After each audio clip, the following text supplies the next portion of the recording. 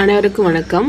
இன்றைக்கி நம்ம என்ன பார்க்க போகிறோம் அப்படின்னா, நிறைய இடத்துல படத்தில் பார்த்துருப்பீங்க. கோர்ட்டில் வந்து ஒரு நீதி தேவதை அப்படின்றது இருக்கும். அதோட சிலை பார்த்தீங்க அப்படின்னா கண்ணை வந்து கட்டின மாதிரி இருக்கும். இது ஏன் அப்படின்னு நம்ம நிறையா வாட்டி யோசிச்சிருப்போம். என்ன சொல்லுவோம் அப்படின்னா, கண்ணு தெரிஞ்சிச்சு அப்படின்னா யார் வந்து நமக்கு வேண்டியவங்க, யார் வேண்டப்படாதவங்க அப்படின்னு தெரிஞ்சு பாரபட்சமான நீதி அப்படின்றது கொடுத்துரும் அப்படின்றதுனால தான் கண்ணை கட்டி வச்சுருக்காங்க அப்படின்னு சொல்லி பார்த்துருப்போம். அப்போது இந்தியாவில் இருக்கிற எல்லாருக்குமே எந்தவித பாரபட்சமும் இல்லாமல் நீதி கிடைக்கணும் அப்படின்னு சொல்லிட்டு சொல்கிற ஒரு ஆர்டிக்கிளை பற்றி தான் நம்ம இன்றைக்கி பார்க்க போகிறோம். அந்த ஆர்டிக்கல் தான் 14. ஆர்டிக்கிள் 14 அப்படின்றது வெறும் சட்டம் மட்டும் கிடையாது. அது வந்து ஒரு தனி மனிதன்கிட்டையும் இருக்கிற ஒரு பாதுகாப்பு கவசம் அப்படின்னே சொல்லலாம். அப்போது அந்த ஆர்டிக்கிள் 14 என்ன சொல்லுது அப்படின்னு பார்த்தீங்கன்னா, சட்டத்தின் முன் அனைவரும் சமம் மற்றும் சட்டங்களின் சமமான பாதுகாப்பு அப்படின்ற ஒரு விஷயத்த சொல்லுது. ஓகேவா? அப்போது ஆர்டிக்கிள் 14 அப்படின்னாலே நம்ம 2 விஷயம் நம்ம கொடுத்துருக்காங்க. இதில் ஃபஸ்ட்டு விஷயம் என்னென்னா, சட்டத்தின் முன்னாடி அனைவரும் சமம். 2வது சட்டங்களின் சமமான பாதுகாப்பு அப்படின்னு சொல்லிட்டு சொல்கிறாங்க. அப்போது இந்திய எல்லைக்குள்ளே வாழற எந்த ஒரு நபருக்குமே சட்டத்துக்கு முன்னாடி சமத்துவமும் சட்டங்களோட சமமான பாதுகாப்பையும் கவர்மெண்ட் வந்து மறுக்கக்கூடாது அப்படின்னு தான் ஆர்டிக்கிள் 14 முக்கியமான ஒரு விஷயம். சரியா? ஒரு லைனில் சொல்லணும் அப்படின்னா, சட்டத்தின் முன் அனைவரும் சமம் மற்றும் சட்டங்களின் சமமான பாதுகாப்பு அப்படின்னு நம்ம சொல்லலாம். ஓகேவா? இதோட முக்கியமான அம்சங்கள் என்னென்ன இருக்குது அப்படின்னு சொல்லிட்டு பார்க்க போகிறோம். இதோட முக்கியமான அம்சம் வந்து ஃபஸ்ட்டு விஷயம் எல்லாருக்குமே பொருந்தும் அப்படின்னு சொல்லிட்டு சொல்கிறாங்க. சட்டத்தின் முன் அனைவரும் சமம் அப்படின்னு சொன்னோம் இல்லையா? அது நம்ம இந்திய குடிமகனாக இருந்தாலும் சரி, வெளிநாட்டிலேருந்து வந்தவங்களாக இருந்தாலும் சரி, வேற்று நாட்டவராக இருந்தாலும் சரி. ஆனால் யாருக்கு மட்டும் வராது அப்படின்னா, எனிமி ஏலியன்ஸை தவிர மற்ற எல்லாருக்குமே வரும் அப்படின்னு சொல்லிட்டு சொல்கிறாங்க. சட்டத்தின் முன் அனைவரும் சமம். நீ வந்து ஒரு கொலை பண்ண அப்படின்னு வச்சுக்கோங்களேன், நீ வந்து இந்தியா நாட்டுக்காரனாக இருந்தாலும் சரி, நீ அமெரிக்காக்காரனாக இருந்தாலும் சரி, ஓகேவா, உங்களுக்கு ஒரே தண்டனை அப்படின்றத கொடுப்பாங்க. அதுதான் வந்து சட்டத்தின் முன் அனைவரும் சமம். அடுத்ததாக இதில் பர்சன் அப்படின்னு ஒரு விளக்கம் கொடுத்துருக்காங்க. அதாவது நபர் அப்படின்னா, சட்டத்தின் முன் அனைவரும் சமம் அப்படின்னு சொன்னோம் இல்லையா? அதில் அந்த நபர் யார் அப்படின்னா, அந்த நபர் வெறும் மனுஷன் மட்டும் கிடையாது. ஓகேவா? அதில் சட்டப்பூர்வ நிறுவனங்கள், கம்பெனிகள், பதிவு செய்யப்பட்ட சங்கங்கள் எல்லாருமே அடங்குவாங்க.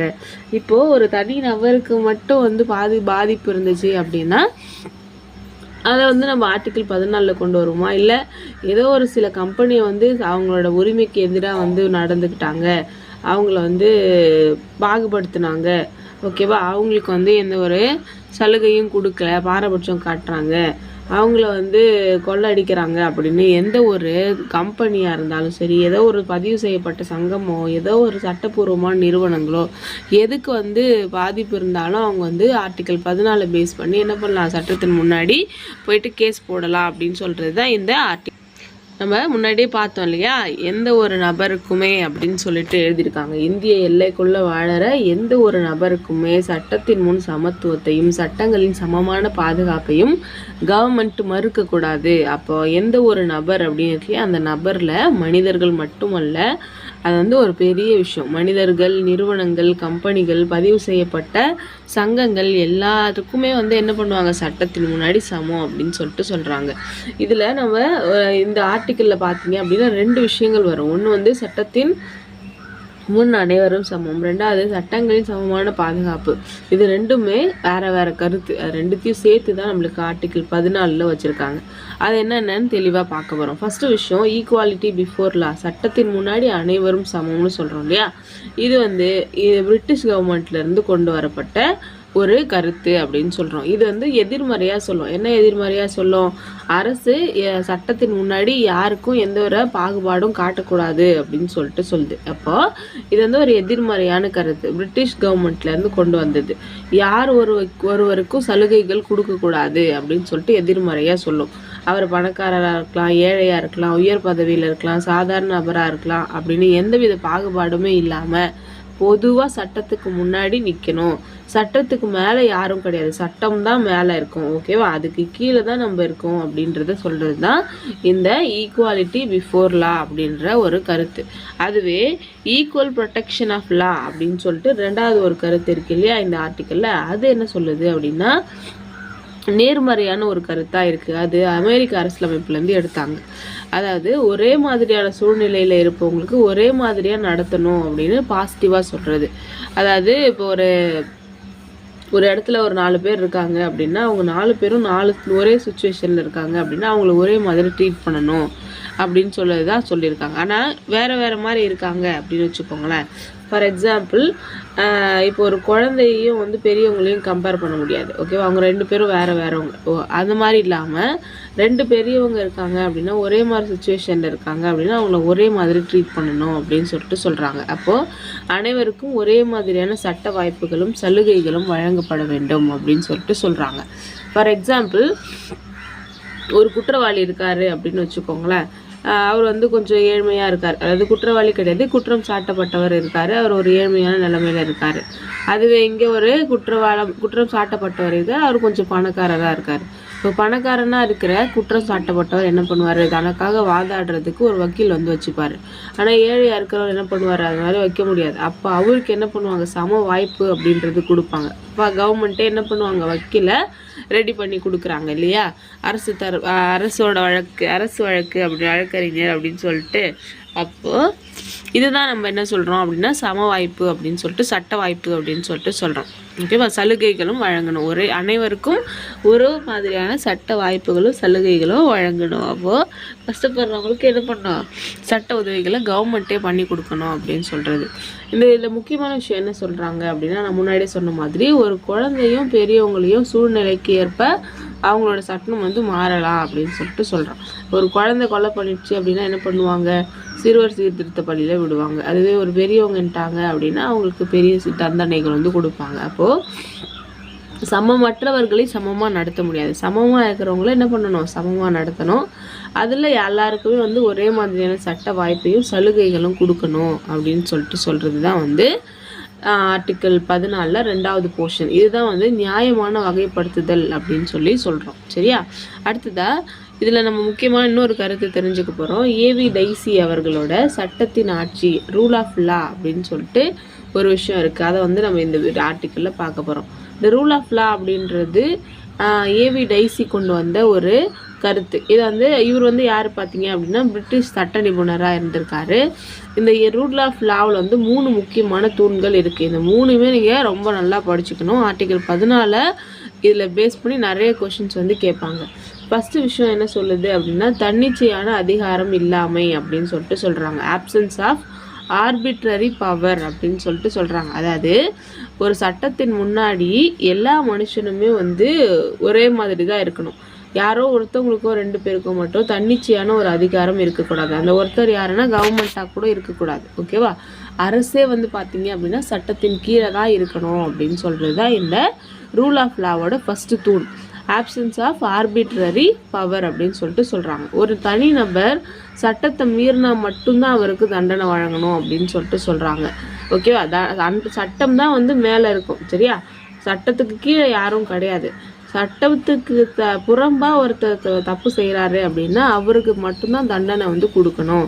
ஓகேவா? அப்படி இல்லாமல் அதிகாரத்தில் இருக்கிறவங்க வந்து என்ன பண்ணலாம்? அவங்களுக்கு பிடிக்காதவங்களெல்லாம் பிடிச்சி தண்டனை வந்து கொடுக்க முடியாது அப்படின்றத சொல்கிறாங்க. ஓகேவா? அது மட்டும் இல்லாமல் சட்டம் மட்டும்தான் ஒருத்தர் சுதந்திரமாக இருக்கணுமா இல்லை ஜெயிலில் இருக்கணுமா அப்படின்றது தீர்மானிக்கும் அப்படின்றதையும் சொல்லியிருக்காங்க. இதுதான் வந்து தன்னிச்சையான அதிகாரம் இல்லாமை. அதாவது கவர்மெண்ட்டில் ஒரு உயர் அதிகாரத்தில் இருக்கிற ஒருத்தர் அவரோட சுய லாபத்துக்காக யாரையும் தண்டிக்க முடியாது, எல்லாருமே சட்டத்துக்கு கீழே தான் இருப்பாங்க அப்படின்னு சொல்கிறது தான் வந்து தன்னிச்சையான அதிகாரம் இல்லாமை அப்படின்ற ஒரு விஷயம். 2வது தூண் என்ன அப்படின்னு பார்த்தீங்கன்னா சட்டத்தின் முன் சமநிலை, ஈக்குவாலிட்டி பிஃபோர் லா அப்படின்னு சொல்லிட்டு சொல்கிறாங்க. இது வந்து எல்லா நாட்டில் இருக்க எல்லாருமே வந்து பார்த்தீங்க அப்படின்னா சாதாரண சட்டங்களுக்கு சமமானதாக கட்டுப்பட்டவர்கள் அப்படின்னு சொல்லிட்டு சொல்கிறாங்க. ஒரு பிரதம மந்திரி இருக்காரு அப்படின்னா அவரும் வந்து ஒரு சாதாரண குடிமகனுக்கு ஈக்குவலாக தான்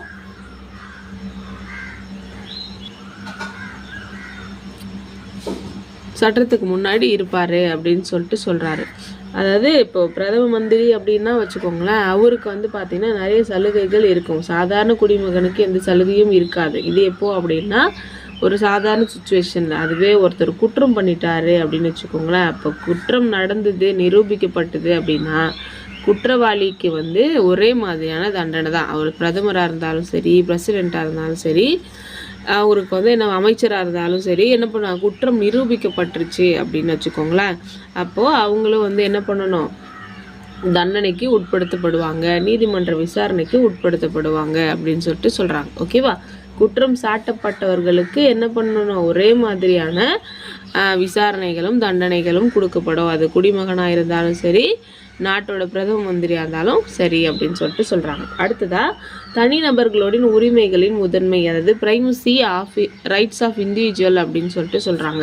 அதாவது பிரிட்டிஷ் முறைப்படி தனிநபர்களோட உரிமைகள் இருந்தது அரசியலமைப்பு அப்படின்றது உருவாச்சு. ஓகேவா? ஏவி டைசி என்ன சொல்லியிருப்பாரு அப்படின்னா, தனி மனுஷங்களோட உரிமைகள் இருந்து தான் நம்மளோட கான்ஸ்டியூஷன் உருவாச்சு அப்படின்னு சொல்லிட்டு சொல்கிறாரு. ஆனால் இது இந்தியாவில் கொஞ்சம் மாறும். இந்தியாவில் என்ன சொல்கிறாங்க அப்படின்னா, அரசியலமைப்பு தான் குடிமக்களுக்கு ஒரு அதிகாரத்தையும் உரிமையையும் கொடுக்குது, அரசியலமைப்பு தான் உரிமைகளோட பாதுகாவலனாகவும் ஆதாரமாகவும் இருக்குது. ஓகேவா? நம்ம கான்ஸ்டியூஷன் தான் நம்மளோட சோர்ஸ் ஆஃப் ரைட் அப்படின்னு சொல்லிட்டு சொல்கிறாங்க. சரியா? இந்த 3 விஷயங்கள் வந்து நீங்கள் தெரிஞ்சு வச்சுக்கணும். இதில் வந்து என்ன பண்ணுவாங்கன்னா, ஏவி டைசியோட 3 கோட்பாடுகளில் எது இல்லை அப்படின்ற மாதிரி முக்கியத்துவம் இல்லாதது எதுன்னு கேட்பாங்க. இதில் முக்கியமான அம்சம் என்ன அப்படின்னு பார்த்தீங்கன்னா, சட்டத்துக்கு முன்னாடி எல்லாரும் சமம், சட்டத்தை விட மேலே யாரும் கிடையாது, எல்லாருமே சட்டத்துக்கு கீழே தான் இருப்பாங்க, சட்டம் தான் மேலே இருக்கும். ஃபஸ்ட்டு விஷயம். ஒரு அதிகாரியும் செய்கிற சட்டவிரோத செயல்களுக்கும் அவங்க வந்து என்ன பண்ணுவாங்க, சாதாரண குடிமகனுக்கு கொடுக்குற மாதிரியான தண்டனைகளை அவங்களும் வாங்கிப்பாங்க. அதிகாரம் சட்டத்திடம் தான் இருக்கும், தனி மனுஷன்கிட்டயோ ஒரு கவர்மெண்ட்டுக்கிட்டயோ ஒரு குழுக்கிட்டேயோ இருக்காது. முக்கியமான அதிகாரம் சட்டத்துக்கிட்ட தான் இருக்கும்.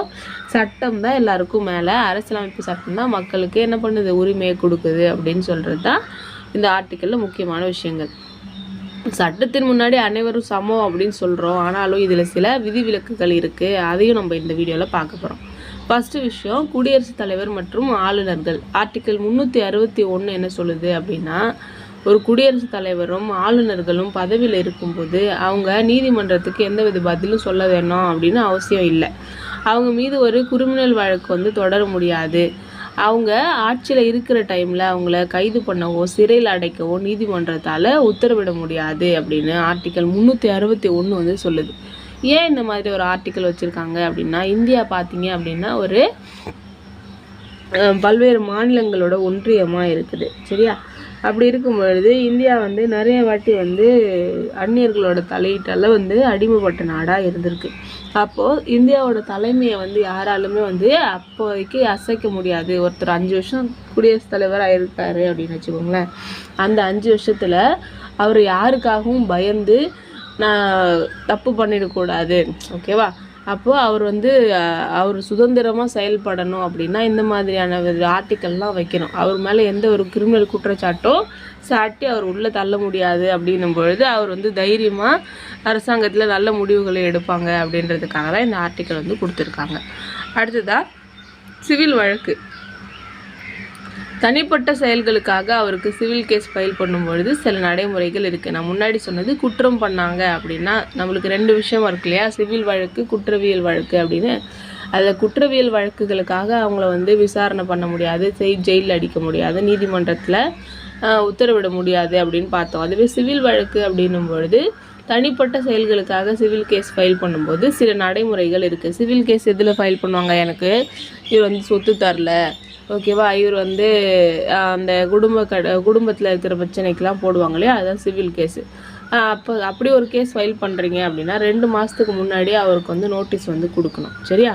அப்படி கொடுக்கும் பொழுது யார் கேஸ் போடுறாங்க, என்ன மாதிரியான கேஸு, ஓகேவா, நிவாரணம் எனக்கு இப்போ இதெல்லாம் கேட்பாங்க இல்லையா, இப்போ குடும்பத்தில் டிவோர்ஸ்லாம் வாங்கும்போது ஜீவனாம்சம்லாம் கேட்பாங்களே, அந்த மாதிரி நிவாரண தொகை எவ்வளோ கேட்குறாங்க அப்படின்றது எல்லா டீட்டெயில்ஸையும் சொல்லி கேஸ் போட முடியும் சிவில் கேஸை பொறுத்த வரைக்கும். ஆனால் கிரிமினல் கேஸுக்கு அப்படி ஒரு வாய்ப்பே கிடையாது அப்படின்னு சொல்கிறாங்க. அடுத்ததாக எம்பி எம்எல்ஏ. ஒரு எம்பியோ எம்எல்ஏவோ நாடாளுமன்றத்தில் இப்போ ஒருத்தவங்களை பற்றி தவறாக பேசுகிறாங்க, இழிவாக பேசுகிறாங்க அப்படின்னா அவங்கள வந்து என்ன பண்ண முடியாது அப்படின்னா நீதிமன்ற நடவடிக்கை எடுக்க முடியாது அவர் பேசுகிற கருத்துக்காக.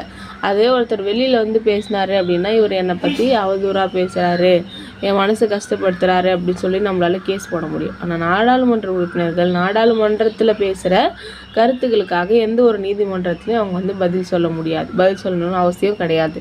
அடுத்ததாக வெளிநாட்டு தூதர்கள். இவங்களுக்குமே சர்வதேச விதிகளின்படி கிரிமினல் மற்றும் சிவில் வழக்குகள்லேருந்து விலக்கு அளிக்கப்பட்டிருக்கு. ஓகேவா? வெளிநாட்டு தூதர்களும் நீங்கள் நம்ம சொல்கிற மாதிரி சுதந்திரமாக செயல்படணும் அப்படின்றதுக்காக இந்த ப்ரொவிஷன்ஸ் வந்து கொடுத்துருக்காங்க. இது வரைக்கும் நம்ம பார்த்தது ஆர்டிகல் 14 இருக்கிற சில விதிவிலக்குகள் பற்றி பார்த்தோம். அடுத்ததாக முக்கியமான கேசஸ் பற்றி பார்க்குறோம். First case Indira Gandhi versus Rajnarayanan அப்படின்னு ஒரு கேஸு 1975 ஃபைல் பண்ணப்பட்ட ஒரு கேஸ். இதில் முக்கியமாக ஒரு தீர்ப்பு என்ன சொல்கிறாங்க அப்படின்னா, சட்டத்தின் ஆட்சி அப்படின்றது அரசமைப்போட ஒரு அடிப்படை அம்சம் அப்படின்னு சொல்லிட்டு சொல்கிறாங்க. ஓகேவா? இந்த நீதிமன்றம் அடிக்கடி இதை சொல்லுவாங்க, என்னென்ன கோட்பாடுகள்லாம் இந்திய அரசமைப்போட அடிப்படை கட்டமைப்பில் இருக்குது அப்படின்ட்டு. அப்படி சட்டத்தின் ஆட்சி அப்படின்றதும் ஒரு அடிப்படை கட்டமைப்பில் ஒரு பகுதி அப்படின்னு சொன்னது இந்திரா காந்தி வர்சஸ் ராஜ்நாராயணன் அப்படின்ற ஒரு கேஸில் தான். அடுத்ததாக இபி ராயப்பா வர்சஸ் தமிழ்நாடு அரசு. இந்த கேஸில் சமத்துவம் அப்படின்றது தன்னிச்சையான செயல்பாட்டுக்கு எதிரானது அப்படின்றத சொல்லியிருக்காங்க. நம்ம முன்னாடியே பார்த்தோம் இல்லையா? அதிகாரத்தில் இருப்பவங்க தன்னோட சொந்த விருப்பத்துக்காக நியாயமாக இல்லாமல் பாரபட்சமாக நடக்கிறது அப்படின்றது தப்பு அப்படின்னு சொல்லிட்டு அந்த கருத்தை வந்து கோர்ட் வந்து முக்கியமாக சொன்னது இந்த கேஸில் தான். இபி ராயப்பா வர்சஸ் தமிழ்நாடு அரசு கேஸு. சமத்துவம் அப்படின்றது தன்னிச்சையான செயல்பாட்டுக்கு எதிரானது அப்படின்னு சொல்லிட்டு சொல்கிறாங்க. ஓகேவா? அப்போ எல்லாருமே வந்து என்ன பண்ணணும், சட்டத்துக்கு முன்னாடி சமமாக இருக்கணும், யாரும் அவங்கவுங்க இஷ்டத்துக்கு செயல்படக்கூடாது அப்படின்னு சொல்லிட்டு சொல்கிறாங்க. எங்கெல்லாம் ஒரு செயல் நியாயமாகவும் தர்க்க ரீதியாகவும் இருக்கோ அங்கெல்லாம் மட்டும்தான் சமத்துவம் நிலைநாட்டப்படுது அப்படின்ற விஷயத்த சொல்லியிருக்காங்க. ஓகேவா? இந்த வீடியோ உங்களுக்கு எந்த அளவுக்கு யூஸ்ஃபுல்லாக இருந்துச்சு அப்படின்றத கண்டிப்பாக எனக்கு கமெண்ட்ஸில் தெரியப்படுத்துங்க. நெக்ஸ்ட் ஆர்டிகல் 15 பற்றி நம்ம டீட்டெயில்டாக வந்து பார்க்க போகிறோம். இதில் ஏதாச்சும் டவுட்ஸ் இருந்துச்சு அப்படின்னாலும் கண்டிப்பாக என்கிட்ட கேளுங்க. இதை தவிர ஆர்டிகல் 14 பற்றி சுவாரஸ்யமான விஷயங்கள் ஏதாச்சும் உங்களுக்கு தெரியும் அப்படின்னா அதையும் வந்து கமெண்ட்டில் போட்டிங்க அப்படின்னா மற்றவங்களுக்கு யூஸ்ஃபுல்லாக இருக்கும். சரியா? ஆர்டிகல் 14 பற்றி கண்டிப்பாக நிறைய கொஷின்ஸ் வந்து கேட்டுகிட்டே இருப்பாங்க. நான் டீட்டெயில்டாக அதை உங்களுக்கு சொல்லணும் அப்படின்னு நினச்சேன். இது எப்படி இருந்துச்சு அப்படின்னு கமெண்ட்டில் சொல்லுங்கள். நெக்ஸ்ட் வீடியோவில் பார்க்கலாம். தேங்க்யூ.